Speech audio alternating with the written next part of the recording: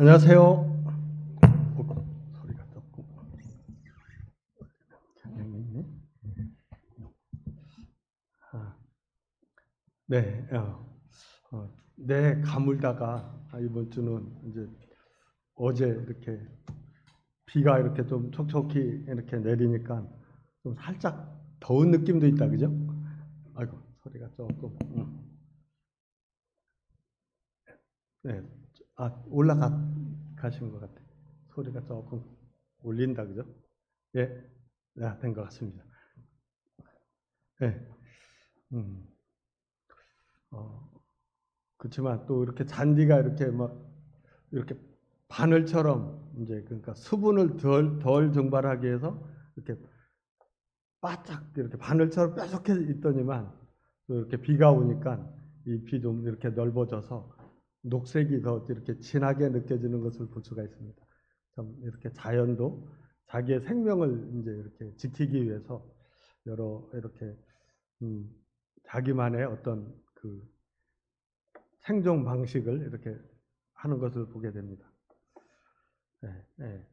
우리도 그러한 한순간의 어떤 이 짧은 이 생애뿐만 아니라 영원한 생명을 얻기 위한 우리의 어떤 그 활동이 있어야 되지 않겠습니까?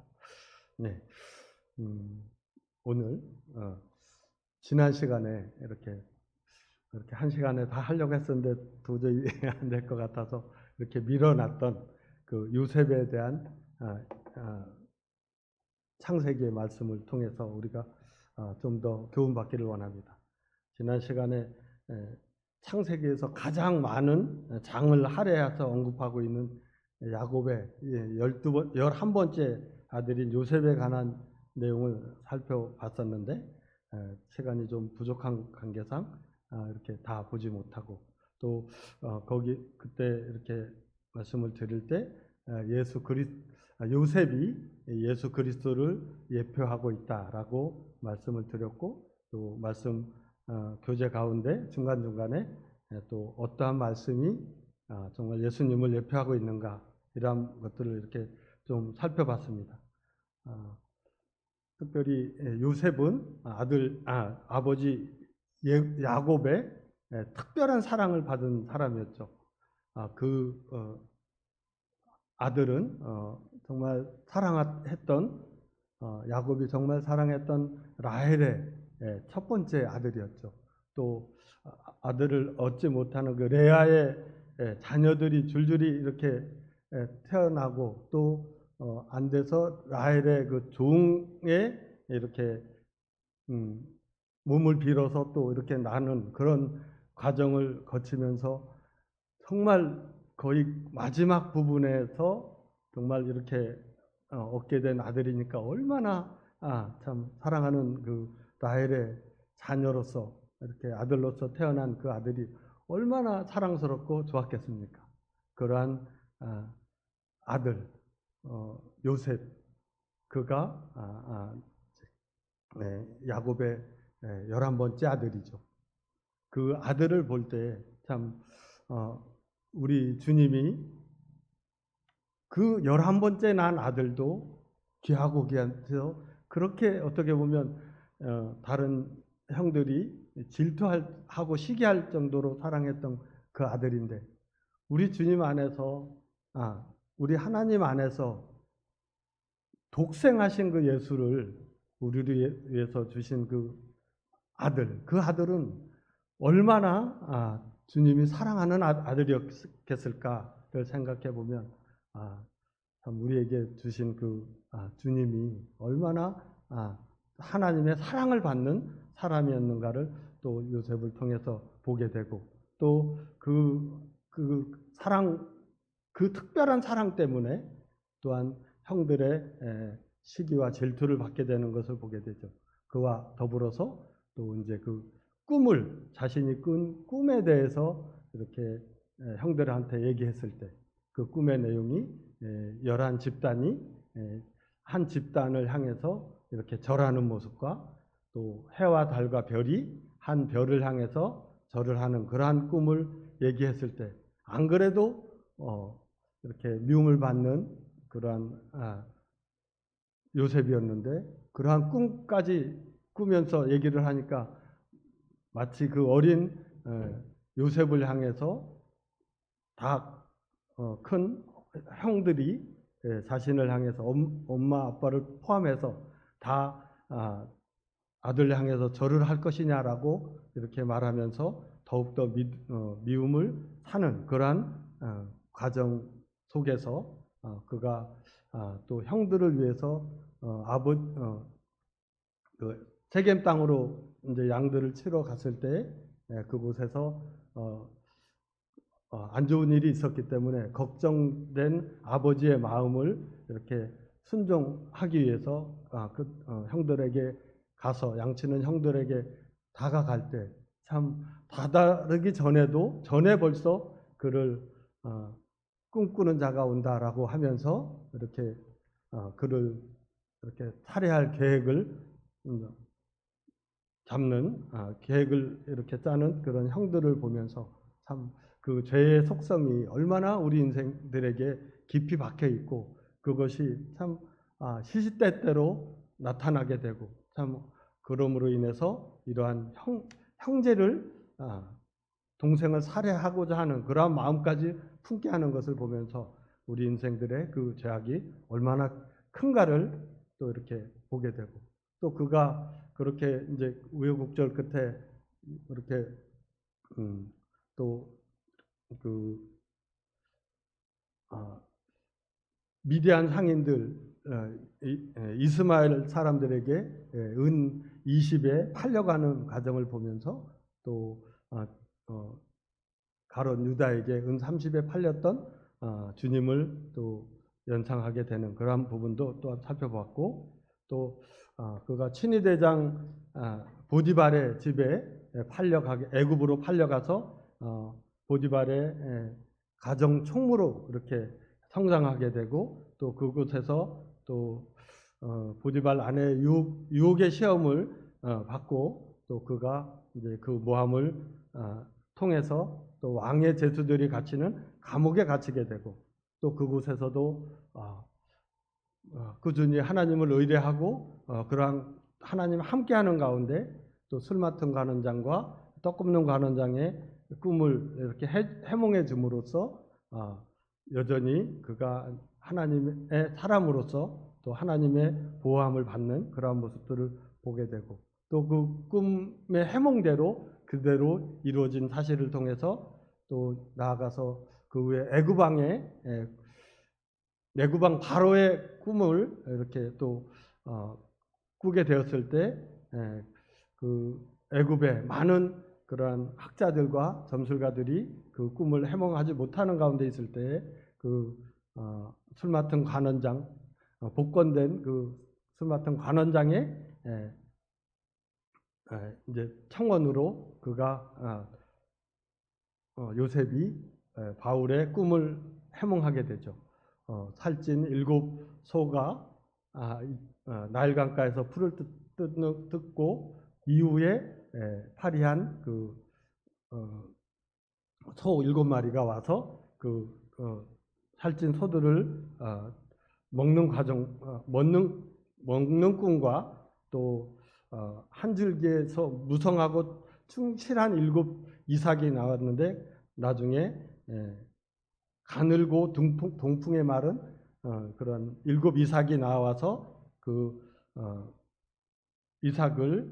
풍성한 이삭을 삼키는 그러한 꿈을 이렇게 해석함으로써 애굽 땅에 7회의 풍년과 7회의 흉년이 있을 것을 이제 해몽을 통해서 알려주고 또한 그러한 것을 대비해서 관원을 임명해서 그 풍년과 흉년을 대비하도록 하는 그러한 해몽을 그 왕과 모든 신하들이 좋게 여김으로 말미암아서 그를 하나님의 영에 감동된 사람으로 그들이 받아들이고 또 그보다 더 유능한 사람이 명철한 사람이 있겠느냐라고 말하면서 그를 정말 애굽의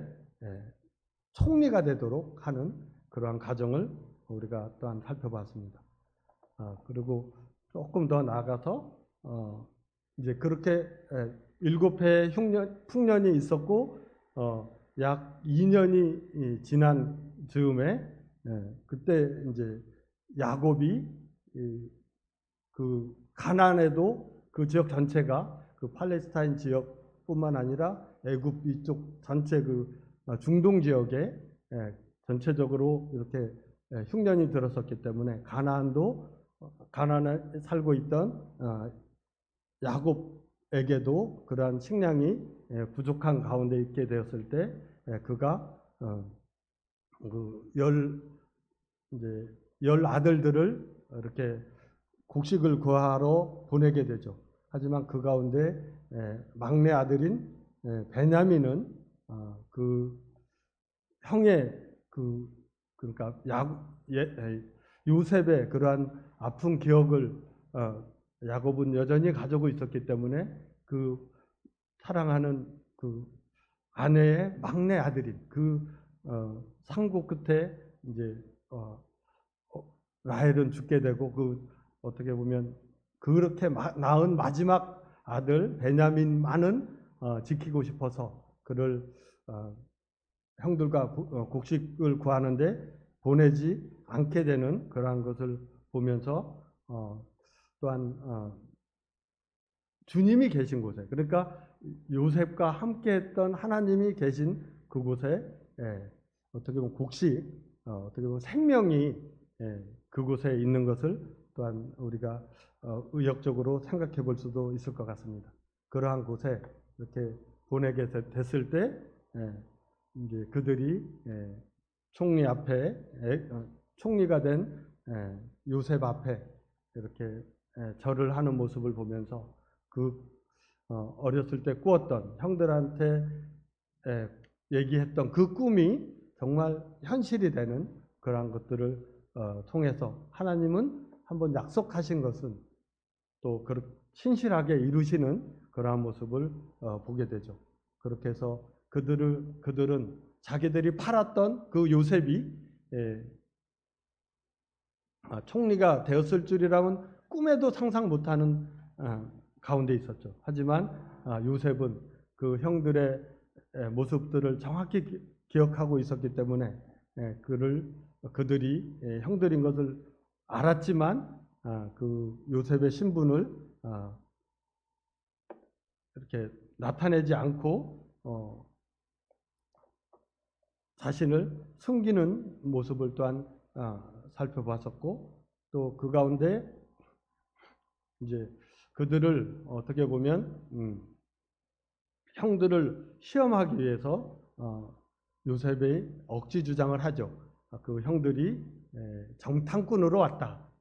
당시에 그 중동 지역에는 그렇게 모든 지역이 다 이렇게 가물었기 때문에 곡식이 풍성한 그러한 애굽에 이렇게 쌀을 이렇게 훔쳐가기 위한 어떤 그런 정탐꾼을 보냈을 거라고는 많은 사람들이 생각해 볼 수가 있죠. 그렇기 때문에 그 형들을 정탐꾼으로 이렇게 모함을 어떻게 보면 억지 주장을 하게 되죠.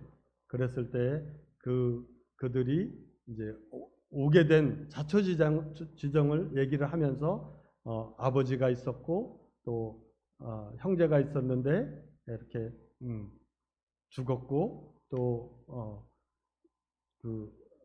자기들은 아버지의 명령에 따라서 곡식을 구하러 왔다라고 이렇게 하고 또 그 가운데 막내 동생은 데려오지 않게 된 그러한 자초지정을 쭉 이야기했을 때 그러면 이제 곡식을 주면서 한 명을 볼모로 잡고 그리고 나머지는 다 돌려보내는 과정을 보게 됩니다. 그 가운데 이제 이렇게 남게 된 볼모로 잡힌 사람이 시므온이었죠.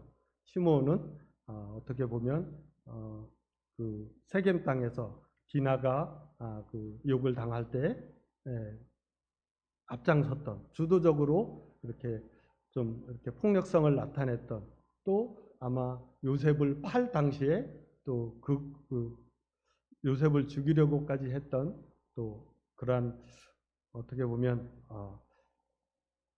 그 요셉을 파는데 주도적으로 역할을 했었기 때문에 아마 시므온을 불모로 잡았지 않았나 하는 그러한 유추도 해봤었습니다. 그렇게 해서 시므온을 이렇게 불모로 잡는 그러한 과정까지 지난 시간에 살펴봤습니다. 그리고 이제 그들을 돌려보내게 될 때 그들의 그 곡식 자루에 이제 그들이 곡식값으로 가지고 왔던 그러한 돈을 도로 그 곡식 자루에 넣어서 돌려보내게 됐을 때, 그것은 이제 형들은 이해할 수 없었지만 요셉은 자기 형들과 또 아버지가 계신 그곳에 대가를 이렇게 받고 주는 것이 아니라 정말 형제로서 또 자식으로서 어떠한 그러한 호의를 베풀기 위해서 그러한 곡식 값을 받지 않은 것이죠. 그랬을 때 도리어 그것을 이제 돌아가면서 여관에서 발견하게 된 그러한 형들은 두려워하는 그러한 모습들을 보게 됐습니다. 그렇게 됐을 때, 참 이러한 모습을 보면서 주님은 우리를 위해서 이렇게 생명을 주실 때 정말 값없이 주시는, 사랑하는 우리 하나님의 자녀들을 위해서, 또 참 죽음으로 달려가는 이러한 불쌍한 우리 인생들을 위해서 값없이 주시는 주님을 이렇게 생각해 보면서 요셉의 그러한 모습이 주님의 모습을 많이 닮았지 않았나 하는 것을 또한 우리가 생각해 볼 수가 있습니다.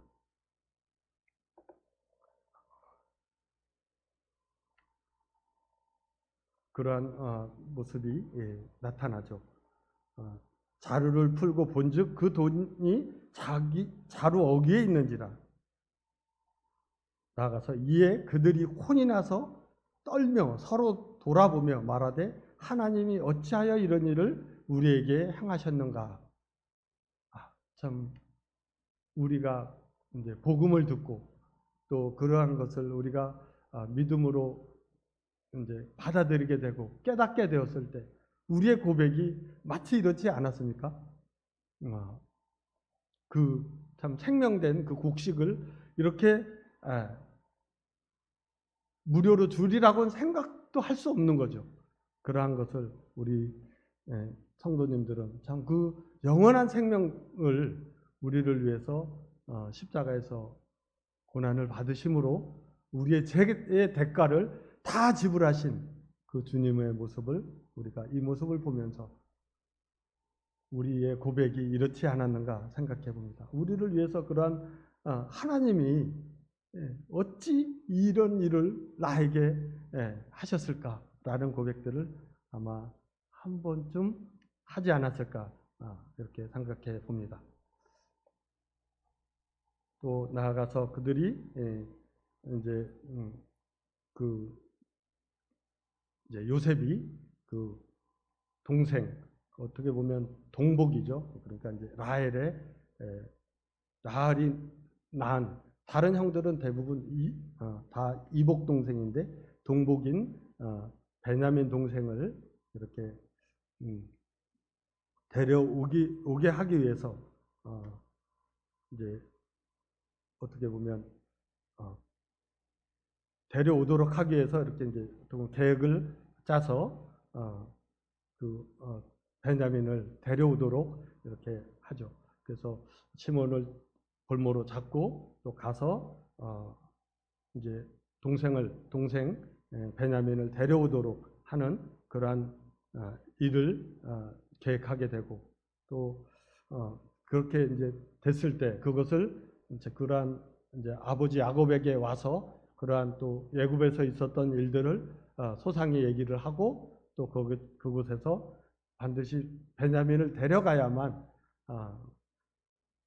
그들이 애굽 총리가 자신을 받아들일 수 있다라는 것을 미리 또 얘기를 하죠.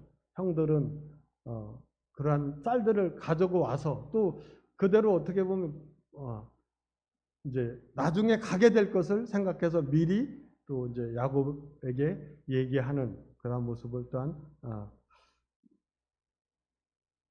보게 되죠. 그렇게 했을 때 이제 그 또 가져온 곡식도 다 떨어지게 되죠.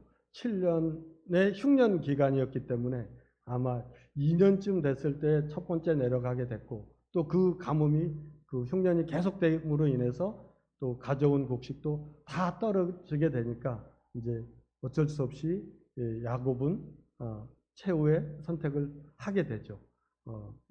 베냐민을 데리고 내려가라라고 해서 어차피 굶어 죽으나 또 내려가서 그 야곱 그 애굽에서 죽게 되나 이래 죽으나 저래 죽으나 죽을 거지만 그곳에서 하나님이 전능하신 하나님께서 그 사람 앞에서 너희에게 은혜를 베푸사 그 사람으로 너희 형제와 베냐민을 돌려보내게 하시기를 원하노라. 내가 자식을 잃게 되면 이르리로다. 그러니까 이제 야곱은 그래도 여전히 하나님을 의지하는 그러한 마음이 있었던 것이죠.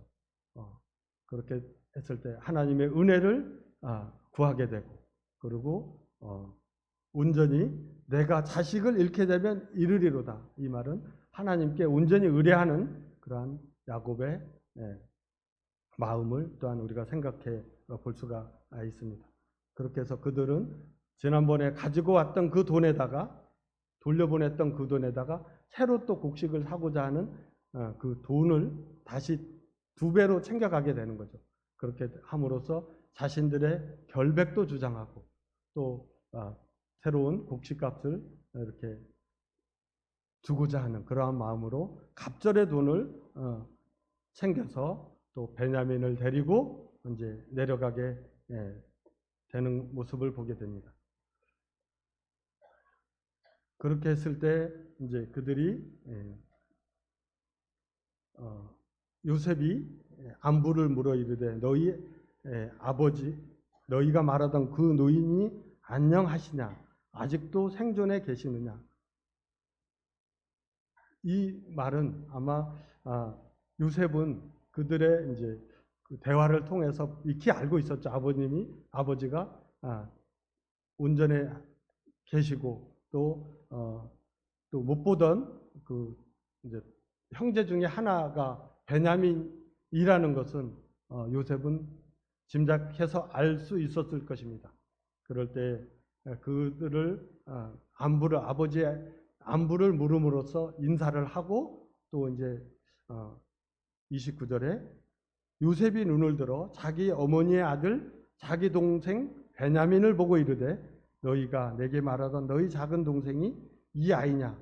그가 또 이르되 소자여 하나님이 내게 은혜 베푸시기를 원하노라. 요셉이 아우를 사랑하는 마음이 북받쳐 급히 울 곳을 찾아 안방으로 들어가서 울고 이러한 모습을 보면서 정말 보고 싶었던 베냐민을 이렇게 만나게 됐을 때 요셉의 그 마음이 얼마나 복받쳤는지 우리가 미뤄 짐작할 수 있죠. 그 마음이 참 어떻게 보면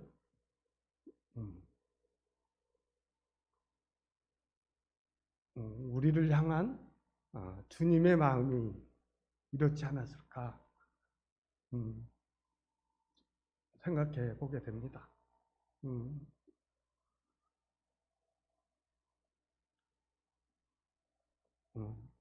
이렇게 세상에서 이렇게 죄악 중에 살아가던 우리들을 이제 우리 주님이 얼마나 간절히 돌아오기를 기다렸겠습니까? 그러한 우리들을 향해서 주님이 이렇게 품고 있던 그 마음이 복받쳐서 울었다라고 말하고 있잖아요. 주님이 우리를 향한 마음이 이렇지 않았을까? 돌아온 우리를 향해서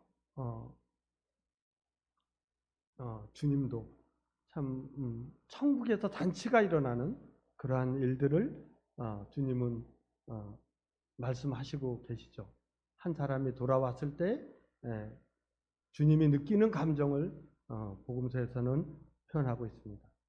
동일하게 베냐민을 그리워하고 보고 싶었던 그 동생 그를 이렇게 만나게 됐을 때 이 아이가 너희들이 말하던 그 동생이냐라고 말하면서 그를 만난 그 기쁨에 이렇게 돌아서서 우는 요셉의 마음을 우리가 보면서 주님의 마음을 이렇게 생각해 볼 수가 있습니다. 그리고 이제 그 형제들을 향해서 이렇게 이제 잔치를 베풀게 되죠. 그렇지만 그 애굽의 관례상 그 같은 상에 이렇게 잔치상을 이렇게 베풀지는 않은 것을 또한 우리가 말씀을 통해서 보게 됩니다. 애굽 사람들과 또 그 히브리 사람들의 그 상을 이렇게 세 개를 차리는 것을 또한 보게 되죠.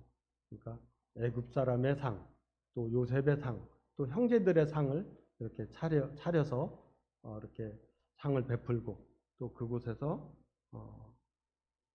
이제 특별히 또 베냐민에게 5배의 음식을 이렇게 더 이렇게 주는 것을 보면서 정말 요셉이 베냐민을 얼마나 또 사랑하고 있는지 그것을 이렇게 표현하는 것을 이러한 모습을 통해서도 또한 발견하게 됩니다. 그렇게 했을 때 이제 그렇게 베풀고 또 이제 다시 이제 형들을 돌려보내게 되죠. 근데 이제 결국 이제 하나님께서는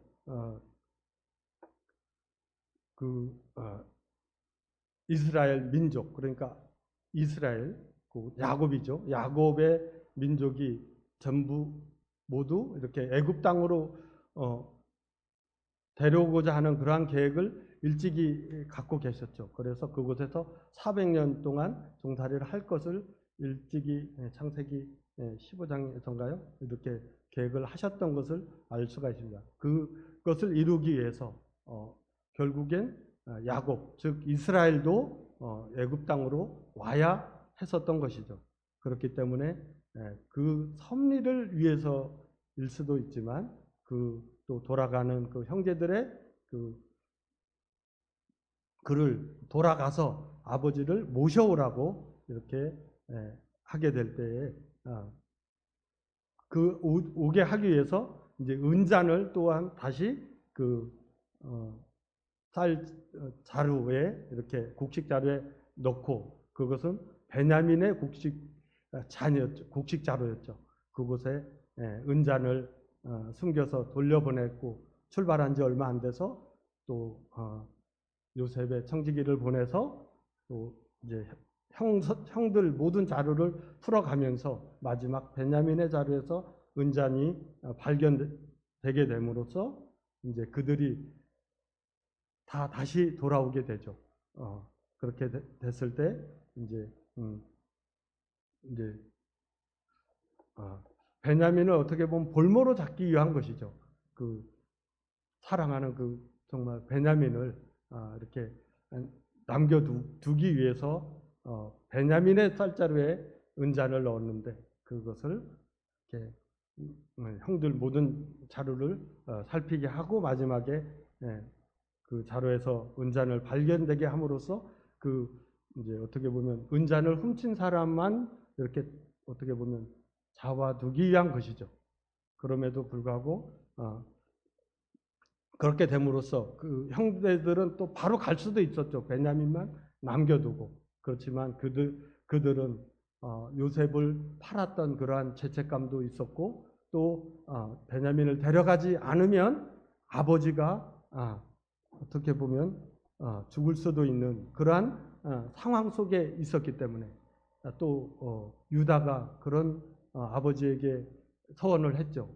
베냐민을 데려오지 않으면 자기가 그 책임을 다 지겠다라는 그러한 유다의 간청으로 또 베냐민을 데려올 수 있었고, 또 그것으로 인해서 이제 그 은잔이 베냐민에게 발견됐다고 해서 모든 형제들이 베냐민만 빼고 갈 수 없는 그러한 상황이 됨으로써 그 형제들이 다 같이 다시 요셉 앞으로 오게 되고, 또한 그러한 형들의 그 우애를 확인하고, 또 그 요셉을 팔았던 그러한 형들의 그 회개, 그러한 것을 이렇게 문 너머로 듣게 됐을 때 그들이 정말로 회개했구나라는 것을 확인하게 되었을 때, 그것은 다시 한번 또 이제 요셉이 그를 통해서 자신의 정체를 이제 나타내는 것을 보게 됩니다.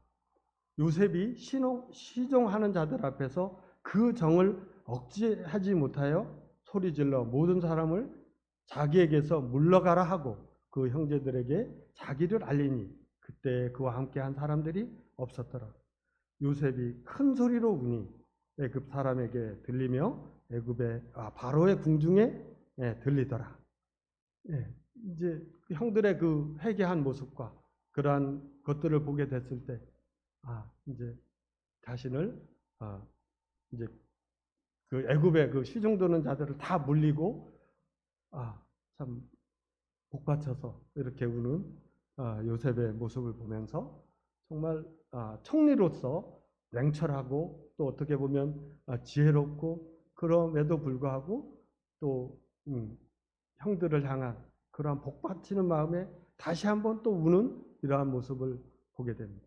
그를 통해서 요셉이 얼마나 또 이제 자애로운가, 또 인성이 형제들에 대한 그 인간미가 있는가를 또한 이렇게 보게 되죠. 그 자신을 팔았던 그 형들을 이제 이로써 용서하게 되고, 또 그들을 받아들이면서 이제 말을 하죠. 3절입니다. 요셉이 형들에게 이르되 나는 요셉이라. 내가 내 아버지께서 아직 살아 계시니까. 형들이 그 앞에서 놀라서 대답하지 못하더라.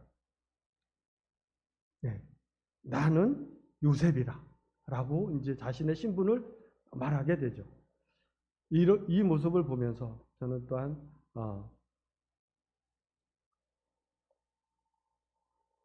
사마리아 여인 앞에서 여인과의 대화에서 자신의 신분을 밝힌 예수님의 모습을 또한 생각해 보게 됩니다.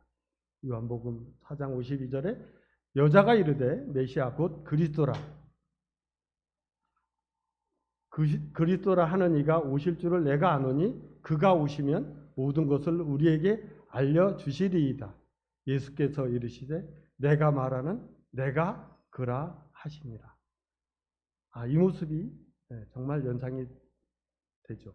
요셉, 나는 요셉이다 라고 하는 이 말을 이렇게 보게 될 때, 내가 그로라. 사마리아 여인이 예수님 그리스도라 하는 이가 오실 줄을 내가 아노니 그가 오시면 모든 것을 우리에게 알려주시리라 라고 말할 때, 그때 내가 그로라 하는 예수님의 그 대답과 너무도 이렇게 그 말이 연상이 되는 것을 우리가 확인해 볼 수가 있습니다. 나는 요셉이라 라고 하는 그 말에서, 그리고 또 그가 당신들이 나를 이곳에 팔았다고 해서 근심하지 마소서, 한탄하지 마소서. 하나님이 생명을 구원하시려고 나를 당신들보다 먼저 보내셨나이다. 이 말을 통해서 자신을 형들이 판 것은 하나님의 섭리에 의해서 그렇게 한 것이지, 그러니 근심하거나 한탄하지 말라고 도리어 형들을 위로하는 요셉의 모습을 보면서 예수님의 인자하심과 자애로우심과 그런 것들을 우리가 또한 생각해 볼 수가 있습니다. 또한 그 말씀이 우리 요한복음 3장 17절 하나님이 그 아들을 세상에 보내신 것은 세상을 심판하려 하심이 아니요 그로 말미암아 세상이 구원을 받게 하려 하심이라. 너무도 이 문맥이 일치하지 않습니까?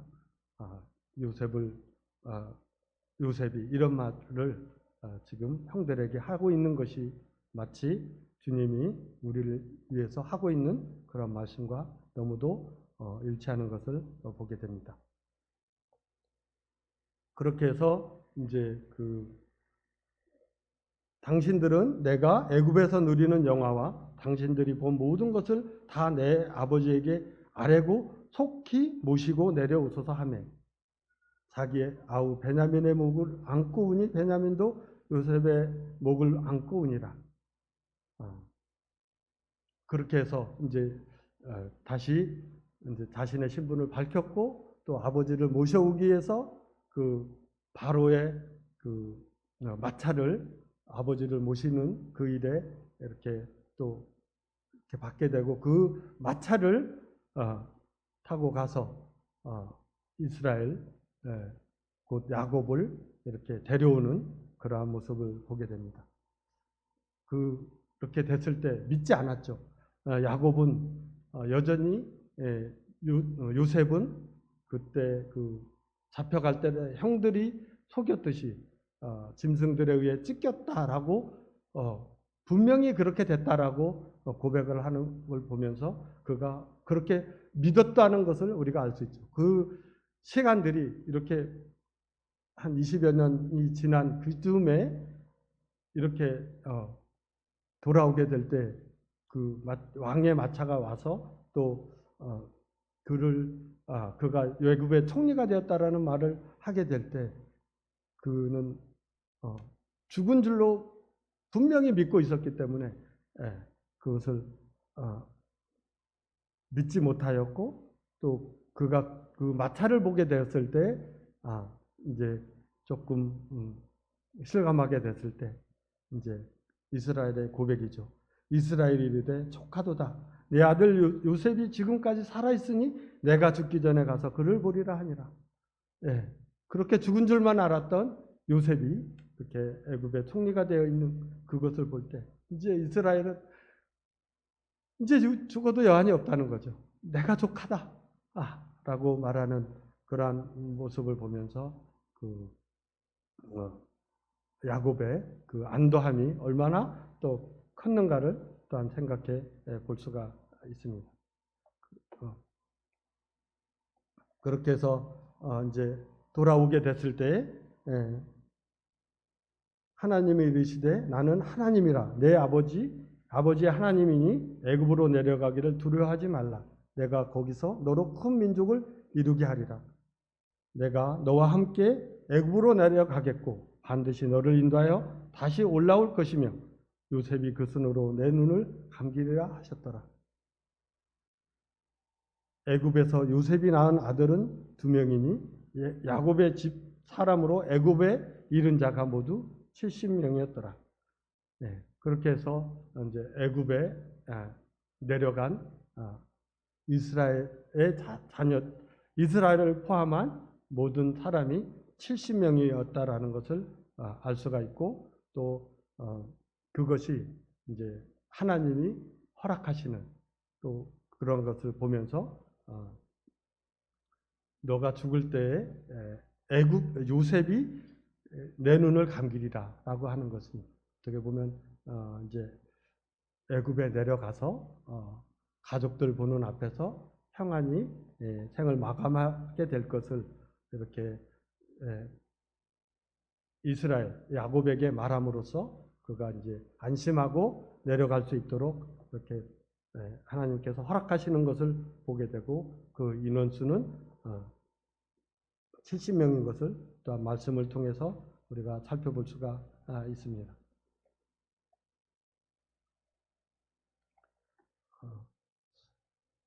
바로가 당신들을 불러서 너희의 직업이 무엇이냐 묻거든 당신들은 이르기를 주의 종들은 어렸을 때부터 지금까지 목축하는 자들이온데 우리와 우리 선조가 다 그러하니이다 하소서. 애굽 사람은 다 목축을 가증히 여기나니 당신들이 고센 땅에서 살게 되리라. 예, 이제 요셉은 이스라엘 자기 친족이죠. 친족들이 오게 되면 고센 땅에서 머물게 하기 위해서 그 가족들이 바로 왕이 직업이 뭐냐고 물으면 목축업이라고 말을 해라. 그렇게 하면 고센 땅에 이렇게 지도에서 보면 알다시피 이 나일강은 남쪽에서 북쪽으로 이렇게 흐르는 세계 몇 안 되는 강 중에 하나인 것이죠. 그리고 이 고센 지역은 특별히 이제 그 나일강, 긴 나일강을 통해서 이렇게 퇴적물들이 내려오게 되고 유기물들이 내려오게 됨으로써 이 고센 지역은 풀들이 잘 자라고 또 그것은 풍족하게 곡식을 이렇게 키우는 그러한 풍족한 땅인 것을 요셉은 알고 있었죠. 그곳에 자기의 가족들이 갈 수 있도록 그러한 계획을 미리 말하고 또 바로가 그렇게 묻거든 목축하는 사람이라고 말을 하면 그쪽으로 또 줄 것을 또 예견하고 있었기 때문에 또 그만큼 바로의 신임을 요셉은 받고 있었다는 것을 알 수가 있죠. 그쪽을 이제 말을 하면 그쪽을 할 것이라는 것을 예측을 하고 그렇게 말을 했을 때에 고센 땅으로 이제 가게 되는 것을 보게 됩니다. 또한 이러한 모습을 보면서 주님은 우리를 이렇게 세상 속으로 이렇게 가게 되지만 그 가운데서도 우리 주님은 우리를 여전히 보호하실 계획을 가지고 계시고 또 우리로 부족하지 않은 곳에 이렇게 머물 수 있도록 하시는 것을 또한 우리가 생각해 볼 수가 있습니다. 또 그리고 이제 그렇게 내려왔을 때 바로 앞에 야곱이 서게 되죠. 바로가 야곱에게 묻되 내 나이가 얼마냐 이렇게 나이를 물었는데 이제 야곱이 바로에게 이르되 내 나그네의 길의 세월이 130년이니이다.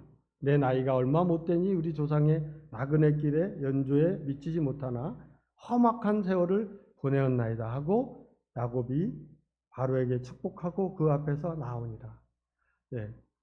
바울은 나이만 물었어요. 근데 야곱은 바로 앞에서 자기의 인생의 총평을 이제 말하고 있습니다. 내 나그네 길의 세월이 130년이다. 이제 130년을 나이를 물었으니까 130입니다라고만 말하면 되는데 그것을 덧붙여서 나그네 길의 세월이 130년이다. 그렇게 말을 함으로써 130년의 그 세월이 나그네 길이었다라는 것을 말하고 있는 것이죠. 그 나그네 길이 험악한 세월이었다라는 표현으로 자기 인생 전체를 평을 하고 있는 것을 보게 됩니다. 우리의 인생길이 또한 이렇지 않냐라고 또한 우리도 이 말씀을 통해서 우리가 생각해 볼 수가 있죠. 우리의 본향은 하나님 나라에 있는 것이고 우리의 인생길, 이 길은 나그네 길이고 이 인생길은 어떻게 보면 눈물과 어떻게 보면 생사고락 타대 뭐라 하죠? 그 삶이 있죠. 그 낳고 또 아프고 또 결국엔 죽게 되는 거죠, 그죠? 눈물도 있고 참 어떻게 보면 참 평안이 없는 참 쉼이 없는 그러한 인생길 그것을 나그네 길로 표현하였죠. 야곱의 세월이 그랬죠. 참 사랑하는 라헬의 아들로 태어나서 정말 아버지의 사랑을 듬뿍 받고 살았지만 형들의 그 질투와 야곱의 삶이 에서의 그 장자권의 축복을 어떻게 보면 가로챈으로 인해서 그 팔레스타인에서 그 메소포타미아 그 먼 길로 어떻게 보면 도망을 가게 되고 그곳에서 라반의 어떻게 보면 사위로서 또 한 20년을 또 고생하면서 살았고 그 가운데 4명의 아내를 얻게 되고 12명의 자녀를 얻는 그러한 과정 속에서 참 얼마나 참 물고 웃는 일들이 많았겠습니까? 그러한 가운데 그렇게 했음에도 불구하고 결국엔 또 그러한 재산을 가지고 돌아오게 될 때 불안한 마음으로 에서 앞에 서게 되는 그러한 삶을 살았던 또 그리고 이제 이 흉년이 이렇게 들어서 이 애굽 땅까지 와서 살리라고는 생각도 못했을 것이죠. 그러한 야곱의 고백인 것이죠. 내 나그네 세월이 130년이다. 그 삶이 순탄하지만 않았다. 험악한 세월을 살았다라고 말하는 자기 인생의 총평을 이렇게 하는 것을 보면서 우리의 삶도 한번 돌아보면서 참 평안이 어디 있는가를 한번 생각해 볼 필요가 있습니다. 그리고 또 이제 야곱이 또 이렇게 요셉에게 부탁하는 내용이 또 있죠. 내가 조상들과 함께 눕거든 너는 나를 애굽에서 메어다가 조상의 묘지에 장사하라. 요셉이 이르되 내가 아버지의 말씀대로 행하리.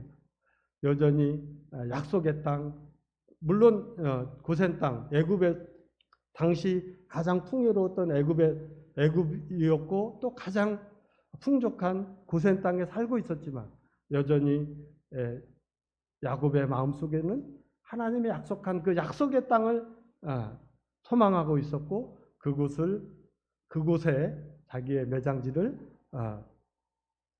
이렇게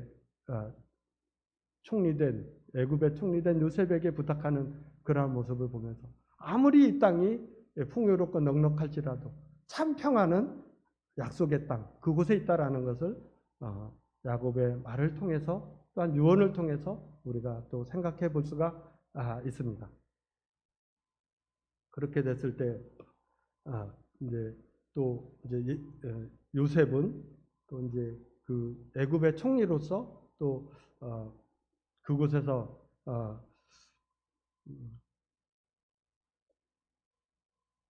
낳은 아들들에 대해서도 또 이렇게 요셉 또한 그러한 소망을 자기가 애굽의 총리이긴 하지만 그 또한 언젠가는 이스라엘 민족의 일원으로서 형제고 또 그 자녀들 또한 이스라엘의 자녀로 이렇게 받아들여지길 원했었기 때문에 그를 또 두 아들 에브라임과 문하세를 이제 친아버지인 그 야곱 곧 이스라엘의 축복을 기대하고 그를 이제 이스라엘 앞으로 데려가는 모습을 보게 됩니다. 여전히 요셉은 자기 자녀들 또한 이스라엘의 자녀로 받아들여지기를 원했던 것을 보게 되고 또 그렇게 됐을 때 이스라엘이 자녀들을 향해서 축복할 때 또 이렇게 손을 엇갈려서 축복하는 모습을 보면서 하나님의 섭리에 의해서 축복하는 이제 야곱의 모습을 보면서 이것이 이러한 축복도 또 그 드려진 축복 또한 또 하나님께서 그대로 이루실 것이기 때문에 하나님의 역사에 의해서 그 야곱의 축복이 이렇게 엇갈려서 지는 것을 또한 우리가 생각해 볼 수가 있습니다. 그렇게 함으로써 그가 이제 생을 마감하게 될 때 야곱이 50장에서 말을 하죠. 그를 가나안 땅으로 메어다가 마므레 앞 막벨라 밭 굴에 장사하였으니 이는 아브라함이 해쪽 속 에브론에게 밭과 함께 사서 매장지를 삼은 것이다. 앞에서 그러한 유언을 또 야곱이 했었고 그것을 그대로 이루어지게 하는 것을 보게 되죠. 그 소망이 어떻게 보면 이루어지는 것이죠. 요셉 또한 아버지의 그 유언을 그대로 따라함으로써 같은 소망을 가지고 있는 것을 보게 되죠. 요셉이 또 이스라엘 자손에게 맹세시켜 이르기를 하나님이 반드시 당신들을 돌보시리니 당신들은 여기서 내 해골을 메고 올라가겠다 하라 하였더라. 요셉이 110세의 죽음에 그들이 그의 몸에 향재료를 넣고 애굽에서 입관하였더라. 예, 그렇게 함으로써 요셉 또한 아버지가 간 그곳에 가고자 하는 그러한 소망을 갖고 있었고 그것을 유언으로 남기게 되고 그렇게 이제 130의 생을 마감하고 애굽에서 입관되는 그러한 모습으로 창세기가 마무리되는 것을 우리가 보게 됩니다. 이러한 모습을 보면서 정말 소망이 어디 있는가를 애굽의 삶, 또 야곱의 삶을 통해서 우리가 살펴볼 수 있습니다. 네, 조금 시간이 부족할 것도 같은데 마무리는 하고 가는 게 좋을 것 같아서 조금 더 쓰겠습니다. 예, 창세기 전체를 한번 요약해 보겠습니다. 첫 번째, 창세기를 이렇게 좀 전체적으로 보면 모든 만물의 시작은 하나님이다. 태초에 하나님이 천지를 창조하시니라는 말씀으로 시작해서 모든 만물의 시작은 하나님이신 것을 창세기에서는 말씀하고 계십니다. 그리고 그 가운데 하나인 창조물 가운데 하나인 사람도 하나님의 형상을 따라 지으시고 그 지으신 모습을 보고 힘이 좋아하셨다는 것이 하나님의 사람을 향한 마음인 것이죠. 하나님이 자기 형상 곧 하나님의 형상대로 사람을 창조하시되 남자와 여자를 창조하시고 하나님이 지으신 모든 것을 보시니 보시기에 심히 좋았더라. 저녁이 되고 아침이 되니 이는 여섯째 날입니다. 그리고 선악을 알게 하는 나무의 열매를 먹지 말라는 하나님의 명령이 있었죠. 하나님의 어떻게 보면 율법도 있었고 하나님의 말씀, 성경이 우리에게 주어졌다라는 것을 또한 우리가 생각해 볼 수가 있습니다. 또 사탄의 유혹으로 하나님의 법을 어겨 죄인이 되었다. 그 선악을 알게 하는 나무의 열매를 먹지 말라고 하는 그 명령을 사탄의 유혹으로 어겨서 우리 사람들은 죄인이 되었다라는 것을 말하고 있고 또 여자의 후손으로 원수가 되게 하시겠다라는 그러한 말씀으로 우리를 구원하실 것을 또 여자의 후손이 있을 것을 말씀하신 것을 또한 우리가 볼 수가 있습니다.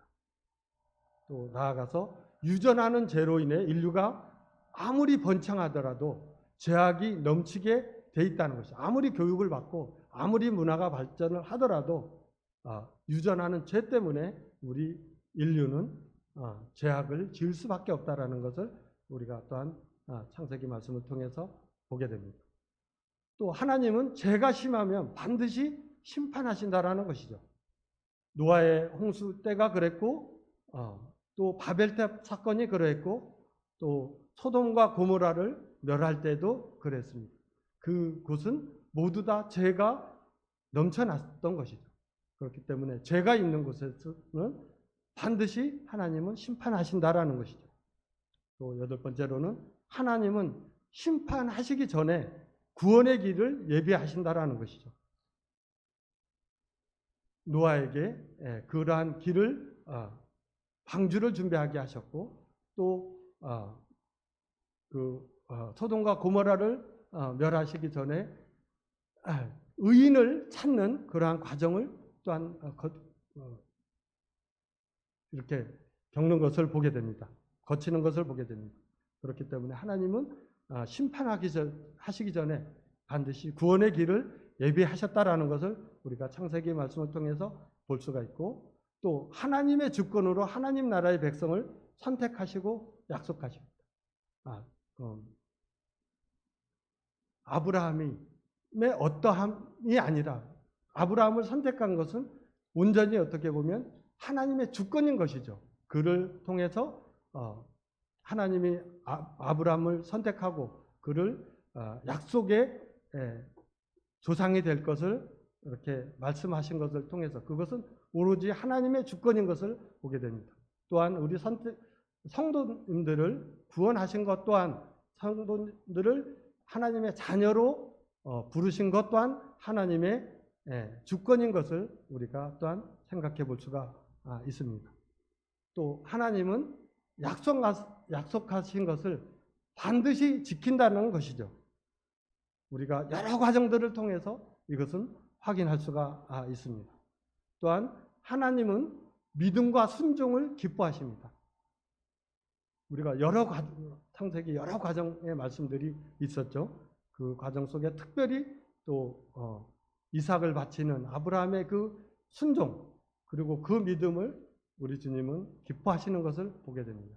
또한 순종이 제사보다 낫다라고 하는 말씀을 통해서 우리 주님이 얼마나 순종을 기뻐하시고 또 모든 생명의 근원은 믿음에 있다라는 것을 또한 말씀하심으로써 우리 주님은 믿음과 순종을 기뻐하시는 것을 우리가 확인할 수가 있습니다. 또한 하나님은 자녀들이 세상과 분리된 삶을 살기를 원하십니다.